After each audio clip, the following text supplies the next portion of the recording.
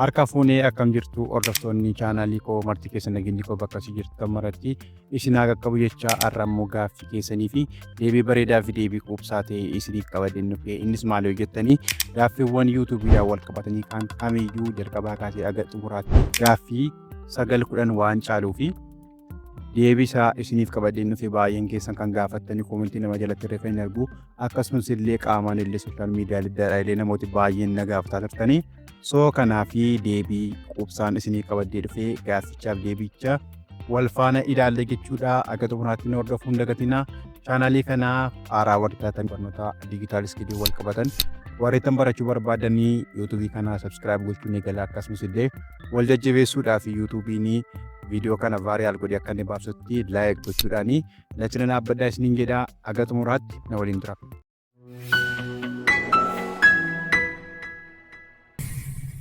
Taera Digital Skill Subscribe. Gaaffiiwwan gaafatamaa turan keessaa gaaffii 8 fi deebii isiniif qabadeen dhufe jechuudha. Soo kanaa fi gaaffii tokkoffaarraa kana. yuutuubiin pilaatfoormii viidiyoo dhedheeraa akkasumas illee viidiyoo barnoota, viidiyoo bashannansiisaa, fiilmii adda addaa, muuziqaan adda addaa irratti gadhiifamudha. Gabaabumatti kana jechuudha. yuutuubiin ni kaffalaa jechuudha. Pilaatfoormiiwwan jiran keessaa yuutuubiin qarshii maamila isaatiif kaffaluudhaan sadarkaa jalqabaarra jira jechuudha. Maaliif yoo jettanii baay'een namaa jireenyi isaanii yuutuubii isaanii irratti dipeenditi, yuutuubii isaanii irratti hirkatee jira jechuudha. Jireenya isaanii namooti baay'een ittiin gaggeeffataa jiru. Kanaafiyyuu yuutuubiin sirriitti ni kaffala. yuutuubiin akka inni nuuf kaffalu gaafa nuti yuutuubii mataa keenya chaanaalii mataa keenyaa banannee irratti viidiyoo aploodii goonuu beeksisa dhaabbattoota adda addaa irra gashaa jechuudha yookiin aadis jechuudha. Advertaayizii irra galchuu sanarraa immoo qarshii argatu muraasa nuyi warra viidiyoo sanarra beeksisa keenya nuuf gashee fi qarshii nuuf kaffalaa jechuudha. Soo qarshii inni kaffalu gabaabumatti maalirraa nuuf kaffalaa? Advertaayizii irraa nuuf kaffala yookiin immoo aadsii beeksisa irraa nuuf kaffalaa jechuudha. Inni kan biraan karaawwan adda addaa achirratti qarshii jechuun ni danda'ama. Fakkeenyaaf membershiipii, jooyinii adda addaa gochuudhaan akkasumas illee namooti kennaa adda addaa nuuf kennuudhaan suupper taankisii wantoota adda addaa nuuf kennuudhaan qarshii irraa argachuu ni dandeenya jechuudha. Kallattiidhaan garuu yuutuubiin kan nuuf kaffalu advertaayizii irraa yookaan beeksisa yeroo nuti viidiyoo ilaalu fakkeenyaaf VPN fayyadamuudhaan gaafa ilaalu jechuudha. Namooti Itoophiyaa keessa jiranii yeroo isaan ilaalanii qarshii tokko yoo kaffalu jechuudha. Soo maaliif beeksisoonni namooti Itoophiyaa keessa jiraatanii beeksisoota achirraan fayyadaman akkasumas illee lammiiwwan Itoophiyaa abbootiin qabeenyaa Itoophiyaa beeksisa isaanii yuutuubii irra hin godhatan waan ta'eef Itoophiyaa keessatti hin kaffalu jechuudha. Fakkeenyaaf VPN yeroo isinii baay'een keessan VPN ni fayyadamtu jedhee yaada. VPN yeroo isin fayyadamtanii beeksisii jalqaba viidiyoo irra dhufee galu sun maalidha? Advertaayiziidha jechuudha. Soo advertaayizii sanarraa immoo qarshii nuuf qoodaa jechuudha. Okay, yuutuubiin nuuf kaffaluudhaaf ulaagaawwan nuyi guunnu jira jechuudha. Ulaagaawwan muraasa. Fakkeenya ulaagaa gabaabaarraa yoon ka'e dirqama sabskiraayibiin keenya 1,000 fi isaa ol ta'uu qaba jechuudha. yuutuubiin nuuf kaffaluudhaaf akkasumas illee wachaa horii yookaan sa'aatii namni itti viidiyoo keenya achirratti daawwate sa'aatii 4,000 guutuu qaba jechuudha. So sabskiraayibiin keenya 1,000 guute wachaa horiin keenya immoo 4,000 yoo guute yuutuubii qarshii nuuf kaffaluu ni danda'a ulaagaa ni guunna jechuudha. Akkasumas illee dabalataan wantoota tokko tokko jiru. Isaanis kan akka chaanaal istiriitii viidiyoowwan adda addaa daawwachuudhaan koomentii namaa barreessuudhaan laayikii namaa gochuudha. Akkasumas illee namoota koomentii nuuf barreessanii koomentii deebisuudhaaf riipileey deebisuudhaan chaanaal istiriitii guuttachuu dandeenya. Gabaabumatti ulaagaan yuutuubii nurraa barbaadu warreettan kanadha jechuudha. Amma immoo fooyyee kan dhufe fakkeenyaaf yuutuubii banannee sabskiraayibiin keenya 500 ol ta'e akkasumas illee ji'a 3 gidduutti shoortii nuti gadhiisnee viyuu miiliyoona 9 ol yoo ilaalamu jechuudha. Monetaayiz ta'uu ni dandeenya, qarshii irraa argachuu ni dandeenya jechuudha. Ulaagaa yuutuubiin kaa'e keessaa isa tokkodha kuni. Okay, seerri yuutuubii baay'eedha. Akkasumas baay'ee waan nama rakkisu miti. Soo gabaabumatti muraasa yoon isiniif kaasee yuutuubii irratti hojjennee milkaa'uudhaaf seera yuutuubii hordofuun dirqamadha jechuudha. Seerri yuutuubii immoo maal fayyisa jedhuu fi seerri yuutuubii kontentiiwwan daa'imman miidhan irratti gadhiisuu hin qabnu. Maaliif mirga daa'immaniif akka gaarii hin taanetti jechuudha. Soo kanaaf immoo yuutuubiin gaafa nuyi fakkeenyaaf daa'imman tokko qullaa yoo reebaa jirra ta'e yookiin immoo hojii humnaa hojjechiifna ta'e YouTube'n nu adabaa seera isaa cabsineerra jechuudha. Sababa kanaaf immoo sadarkaa chaanalii keenyaa YouTube irraa haquutti illee ni deema jechuudha. So tokko kana gochuu qabna. Inni lammaffaan immoo wantoota safuu cabsan wantoota akka seksuwaalee wal qabatanii achirratti gallakkisuu hin qabnu jechuudha. Viidiyoo akkasii gallakkifnaanii YouTube'n nu adabuu danda'a ulaagaa isaa yookaan immoo poolisii isaa cabsinee jechuudha. Inni kan biraan meeshaalee waraanaa adda addaa qabachuu hin qabnu.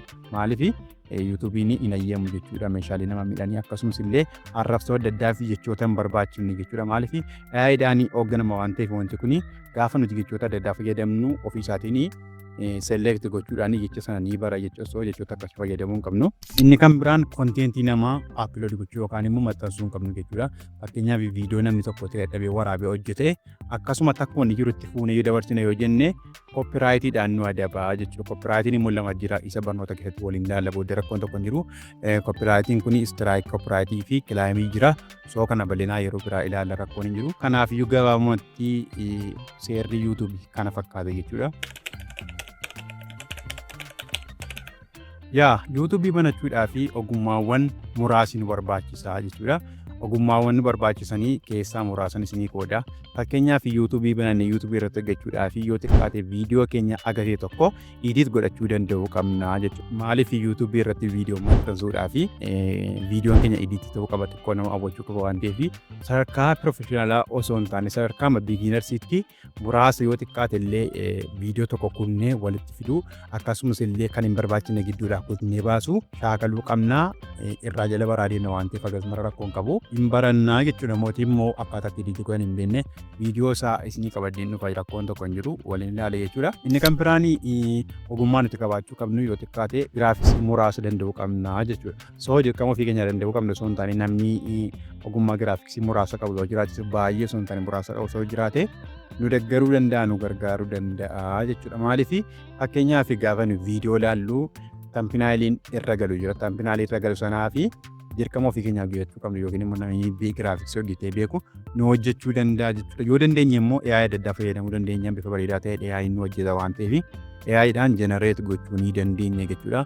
Soo kanaaf tampinaalee hojjechuu akkasumas illee baanerii adda addaa hojjechuu loogoo hojjetachuudhaaf nu barbaachisaa jechuudha. Yoo immoo baay'ee hin beeknu ta'e isa kanaaf rakkoon hin jiru AI adda addaa fayyadamuu dandeenya. Akkamitti AI fayyadamnee loogoo akka hojjennu poosterii akka hojjennu hojii giraafiksii akka hojjennu tampinaalee akka hojjennus immoo isin hin barsiisa waan ta'eef isin subscribe gochuudhaan hordofaa isin jedha. Inni kan biraanii ogummaa nuti qabaachuu qabnu yoo xiqqaate ogummaa bilbila fakkeenyaaf weebsaayitii tokko seenee wantoota tokko hojjechuudhaaf ogummaa muraasa qabaachuu qabna jechuudha. Maaliif YouTube keenya irratti gaafa uploadii goonu akkasumas illee siitingiiwwan YouTube keenya gaafa sirreeffannu kanaaf iyyuu ogummaa muraasa nu barbaachisaa jechuudha. Ogummaawwan nu barbaachisan keessaa isaan kun isaan ijoodha jechuudha. Okay, YouTube banachuudhaaf maateriaalii nu barbaachisan yookaan YouTube irratti hojjennee milkaa'uudhaaf maateriyaala yookaan immoo meeshaalee nu barbaachisanii muraasa isaan isiniif qooda jechuudha. Gabaabumatti hojjechuudhaaf YouTube irratti milkaa'uudhaaf yookaan YouTube irratti hojii keenya dhiyeessuudhaaf neetwoorkii nu barbaachisa yookaan daataa nu barbaachisa yookaan Wi-Fi tokko nu barbaachisa. Maaliif viidiyoo keenya upload gochuudhaaf Wi-Fi yookiin daataa nu barbaachisa. Neetwoorkii ga'aa ta'e nu barbaachisa jechuudha. Akkasumas illee wantoota siitingii tokko sirreeffachuudhaaf viidiyoo keenya sanallee hordofuudhaaf YouTube keenya keessa deemnee YouTube studio keenya keessa deemnee hordofuudhaaf dirqama warreettan kun nu barbaachisu jechuudha. Kanaaf daataan dirqama yookaan neetwoorkiin dirqamadha. Inni kan biraan bilbila nu barbaachisa jechuudha. Baay'een keenya bilbila qabna. Bilbila malee yaadamu jechuudha YouTube jechuun. Soo bilbila bareedaa tokko qabaannaan hin ga'a jechuudha. Namoonni tokko laaptooppii hin qabu, kompiitara gurguddaa hin qabu kanaaf iyyuu hojjechuu hin danda'u jedhu. Soo kuni sobaadha jechuudha. Maaliif wanta qabnurraa kaanee hojjechuu ni dandeenya. Bilbila keenya waraabuu ni dandeenya. Bilbila keenya ediitii gochuu ni dandeenya. Bilbila keenyaan YouTube banannee upload goonee wantoota adda addaa illee qarshii amma qarshii irraa argachuutti illee deemuu ni dandeenya jechuudha. Soo kanaaf bilbila nu barbaachisa jechuudha. Yoo barbaachisaa ta'e immoo yoo qabna ta'e immoo laaptooppiin gaariidha jechuudha. Maaliif viidiyoowwan gurguddaa viidiyoowwan sadarkaa GB tokkoof isaa olii ediitii goone yookaan upload gochuu barbaanna ta'e viidiyoo dheeraa daqiiqaa 30 fi isaa olii goona ta'e jennaani bilbilli keenya xiqqoo performaansiin qabu yoo ta'e yookaan immoo gahaa miti yoo ta'e laaptooppii yoo bitanne gaariidha jechuudha. Akka filannootti malee dirqama murteessaa miti jechuudha. Inni kan biraani maal nu barbaachisa? Istaandii tokko yoo qabaanne yookaan istiikarii kan bilbila irra keennu yoo qabaanne gaariidha jechuudha. Maaliif namni yeroo hunda nuuf waraabuu dhiisuu danda'a akka yaada keenyaa bakka yaada keenyaa kennee waraabuudhaa fi dirqama yoo istiikarii qabaanne gabaaraan argama ishee xiqqoo bitannee booddee gaafa qarshii argataa deemne immoo fooyyeffachuu ni dandeenya jechuudha. Tilmaamaan naannoo 1,500 waan akkasiin caalu jechuudha. Kana yoo qabaanne gaariidha akka filannootti malee. Kanas immoo viidiyoowwan dirqama waan akkasiin barbaanne jiru. Fakkeenyaaf viidiyoo iskiriin riikoordii keenya waraabne yookaan bilbila keenya irraa hojjenna ta'e fakkeenyaaf geemee adda addaa yoo ta'e istaandii nu barbaachisu jechuudha. Fakkeenyaaf akka kana waraabuu yoo barbaadanii istaandira bilbila keessan kaa'uu isin barbaachisa yookaan immoo barsiisa adda addaa barsiisanii isin barbaachisa jechuudha. Kunis akka filannoottidha. Inni kan biraan laayitii yoo qabaattan gaarii. Maaliif namooti mana keessatti waraabdan jechuudha keessumaa barumsa adda addaa namooti waraabde warroota diraamaa akka koomedii hojjetan osoo hin taane namooti barnoota adda addaa barsiistanii laayitii yoo qabaattan kwaalitii viidiyoo keessanii dabaluudhaaf akkasumas illee haala mijataa ta'een haala bareedaa ta'e tokko hojjechuudhaaf isin barbaachisa laayitii jechuudha. YouTube irratti hojjechuudhaaf gabaabumatti yoo bilbilaan fayyadamna ta'e wantoota nama isinii tarreessu kana isin barbaachisu jechuudha. Aappiiwwan adda addaa yookaan weebsaayitii jechuudha. Fakkeenyaaf jalqaba irratti kan nu barbaachisu viidiyoo keenya edit godhachuudhaaf yookaan viidiyoo keenya edit godhuudhaaf wanti nu barbaachisu appilikeeshinii tokko jira. Appilikeeshinii viidiyoo ittiin editii goonu jechuudha. Appilikeeshinii sanas immoo kaapkatii fayyadamuu ni dandeessu. Aappiiwwan viidiyoo ittiin editii goonu baay'eetu jira. Isaan keessaa maal fayyadamuu dandeenya? Kaapkatii fayyadamuu dandeenya jechuudha. So kaapkatii gaafa fayyadamnu kaapkatiidhaan bifa bareedaa ta'een editii gochuu ni dandeenya. Akkasumas illee namoonni laaptooppii fayyadamtan yookaan deeskitooppii fayyadamtaniif illee kaapkatiin filannoo hangafaadha jechuudha. Maaliif salphaadha. Akkasumas illee bifa pirofeeshinaala ta'een hojjechuu ni danda'a. Akkasumas illee aseetiiwwan adda addaa tiraansaakshiiniiwwan adda addaa of keessaa qaba waan ta'eef jechuudha. Inni lammaffaan immoo kaameraadha jechuudha. Aappii kaameraa nu barbaachisa. Fakkeenyaaf kaameraa kan qabu fayyadamuun xiqqoo nama mijatu. Fakkeenyaaf linkii isaa diskiriipshin booksii jala isiniif kaa'een jira. Kaameraa ooppen kaameraa jedhamu yookaan immoo ooppen kaameraa jettanii searchii gootanii ni argattu jechuudha. Pileey istoorii irraa buufattanii siitingiiwwan isaa sirreeffattanii yoo jettanii aappii bareedaadha. Aappii namatti waraabaa jiru kuniyyuu isadha jechuudha. So kaameraa nu barbaachisa. Aappii kaameraa bareedaa isa jechuudha. Inni kan biraanii aappii ittiin giraafiksii tambiinaayilii yookaan immoo wanta yuutuubii keenya irra galu ittiin hojjennu jechuudha. Fakkeenyaaf suuraa jalqabaa yuutuubii irra galu barreeffama hin qabsan hojjechuudhaa fi aappii giraafiksii adda addaa ittiin hojjennu barbaachisa. Fakkeenyaaf piiksilaapiidhaa fi piiksaartii fayyadamuu dandeenya. Warreetan kuni warri nu lakkisan immoo AI adda addaanii kaampinaalii bareedaa jenereet gochuu dandeenya. Akkamitti akka goonu yoo barbaadanii koomentii jalatti na gaafadhaa. Viidiyoo isaa isin hojjedha. Warreetan deeskitooppii fayyadamtanis aappiiwwan adda addaa fayyadamuu dandeessu. Akkasumas illee sooftiweeriiwwan adda addaa fayyadamuu dandeessu. Fakkeenyaaf sooftiweerii reefuu dhufe affiniitii kan jedhu fayyadamuu ni dandeessu. Footooshooppii fayyadamuu ni dandeessu. Kaampinaaliidhaaf jechuudha. Akkasumas illee isinillee kaanvaas fayyadamuu dandeessu. Akkuma warra bilbilaas kaanvaa fayyadamuu danda'u. Warri deeskitooppis kaanvaa fayyadamuu ni dandeessu jechuudha. Maaliif kaampinaalii keessan jenereet gochuudhaaf kaapkatii illee fayyadamuu ni dandeessu warri deeskitooppii. Akkasumas immoo Adobe Premium warreetan akkasii kana fayyadamuu ni dandeessu jechuudha. Gabaabumatti yuutuubii irratti milkaa'uudhaaf yuutuubii irratti hojjechuudhaaf warreetan kana guuttanii jennaanii inni kun isa hangafaadha jechuudha. So inni xumuraa erga kana hundumaa guunne booddee inni ijoo fi inni baay'ee barbaachisaa ta'e isa kanadha jechuudha. Innis maal yoo jenne konteentii mataa keenya qabaachuu qabna jechuudha.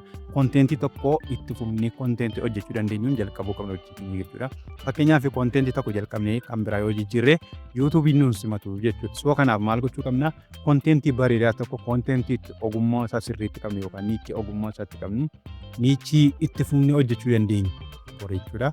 Itti fufnee hojjechuu dandeenya yoo jalqabne gaariidha. Inni guddaan isa kanadha. Kana qabaannee warreettan amma isiniin jedhu hundumaa guuttanii jennaanii wanti nurraa eegamu inni guddaan kanadha jechuudha. So kana guuttanii kenne milkaa'uun baay'ee salphaadha.